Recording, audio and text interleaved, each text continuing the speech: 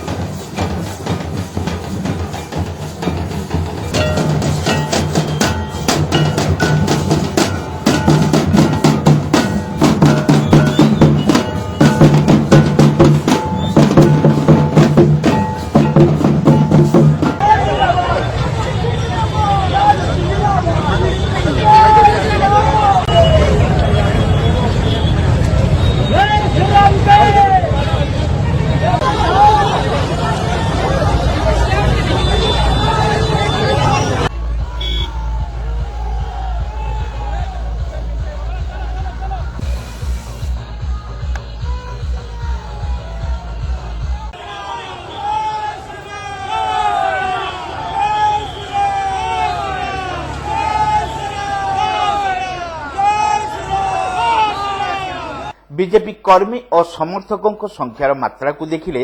ବାଲେଶ୍ୱର ସହରରେ ଶ୍ରୀରାମ ନବମୀ ଉତ୍ସବର ପଦଯାତ୍ରାର ଭ୍ରମ ସୃଷ୍ଟି ହୋଇଥିଲା। ନାମାଙ୍କନ ପତ୍ର ଦାଖଲ ସମୟରେ ହୋଇଥିବା ଜନସମାଗମ ବାଲେଶ୍ୱର ଜିଲ୍ଲାରେ ପ୍ରଧାନମନ୍ତ୍ରୀ ନରେନ୍ଦ୍ର ମୋଦି ଓ ଭାରତୀୟ ଜନତା ପାର୍ଟି ପ୍ରତି ଲୋକଙ୍କ ସମର୍ଥନକୁ ପ୍ରମାଣିତ କରିଥିବା ଶ୍ରୀ ଦତ୍ତ ଏହି ଅବସରରେ କହିଥିଲେ। ପ୍ରଧାନମନ୍ତ୍ରୀ ନରେନ୍ଦ୍ର ମୋଦିଙ୍କ ବିକଶିତ ଭାରତର ସଂକଳ୍ପ ଆଧାରରେ ବିକଶିତ ବାଲେଶ୍ୱର ଗଠନ ପାଇଁ ଜନସାଧାରଣ ନିଶ୍ଚିତ ବିଜେପିକୁ ସମର୍ଥନ ଦେବେ ବୋଲି ଶ୍ରୀ ଦତ୍ତ ଆଶା ପ୍ରକାଶ କରିଥିଲେ। ଦୀର୍ଘ 25 ବର୍ଷ ଧରି ରାଜ୍ୟରେ ପରିଚାଳିତ ବିଜେଡି ସରକାରର ବିକାଶର ନାରା ବିଫଳ ସାବ୍ୟସ୍ତ ହୋଇଥିବାରୁ ଲୋକେ କେନ୍ଦ୍ର ସହିତ ଓଡ଼ିଶାରେ ମଧ୍ୟ ବିଜେପି ସରକାର ପ୍ରତିଷ୍ଠା ପାଇଁ ମନ ବଳେଇ ସାରିଛନ୍ତି ବୋଲି ଶ୍ରୀ ଦତ୍ତ କହିଛନ୍ତି। ଭାରତୀୟ ଜନତା ପାର୍ଟି ବାଲେଶ୍ୱର ସଦର ନିର୍ବାଚନ ମଣ୍ଡଳୀର ସମସ୍ତ କାର୍ଯ୍ୟକର୍ତ୍ତା शुभेच्छु माने समर्थक माने जो नॉमिनेशन रैली नामांकन पत्र आज दाखल होईची मु सर्वप्रथमे बालेश्वरवासी को अनेक अनेक धन्यवाद ज्ञापन करी कि से माने ये रैली रे देखई देइचंती कि वास्तविक बालेश्वर ही पद्म फुटिबार आरंभ होईची मु तांको अनेक अनेक कृतज्ञता ज्ञापन करूची। विषय भारतीय जनता पार्टी केवल गोटे मुद्दार निर्वाचन लड़ब सी हूँ मोदीजी डाकरा विकसित भारत आमर डाकरा मोदीजी विकसित भारत रे विकसित बालेश्वर निर्माण जो भयमुक्त भ्रष्टाचार मुक्त एवं पीसी मुक्त बालेश्वर तैयारी करी होबो जो साधारण लोक ब्लॉक थाना कचेरी डाक्तरखाना न्याय पाइबे प्रतारित हेबे नहीं ए प्रकार बालेश्वर आम निर्माण करवा मु पुनर्बार सब बालेश्वरवासी को आज ये समर्थन पाई तांकर ये आशीर्वाद पाई हृदय कृतज्ञता ज्ञापन करुछु। निर्वाचन रे प्रतिद्वंदिता हब विशेष करके आमे बूथ स्तर रु जितिबा पाई पार्टी तार मास्टर प्लान रेडी करिछि एवं लोके जनसाधारण माने एथर अतिष्ठ हे गलाने 25 वर्ष शासन रे गत उपनिर्वाचन रे बालेश्वर दायित्व मोर कहि कि बालेश्वर विधायक कौन सब प्रतिश्रुति देइथिले और आज से प्रतिश्रुति पानी रे गार पलटिछि एटा साधारण जनता कहवा आरंभ करछंती तेणु एथर लोके भारतीय जनता पार्टी को पद्म फूल को निश्चित भाव में आशीर्वाद करेंगे। आमे गोटे कथा कहूँ आज ये नामांकन पत्र रे मु मने पकाइबा चाहूँगी बालेश्वर वीर पुत्र मानू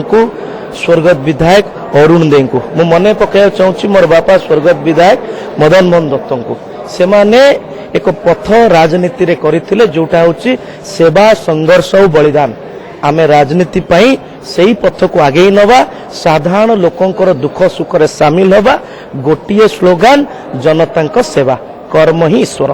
पर श्री दत्त सदर निर्वाचन मंडलीर रिटर्निंग ऑफिसर अतिरिक्त जिलापाल सुधाकर नायकों निकट में प्रस्तावक ଓ ସମର୍ଥକଙ୍କ ଉପସ୍ଥିତିରେ ନାମାଙ୍କନ ପତ୍ର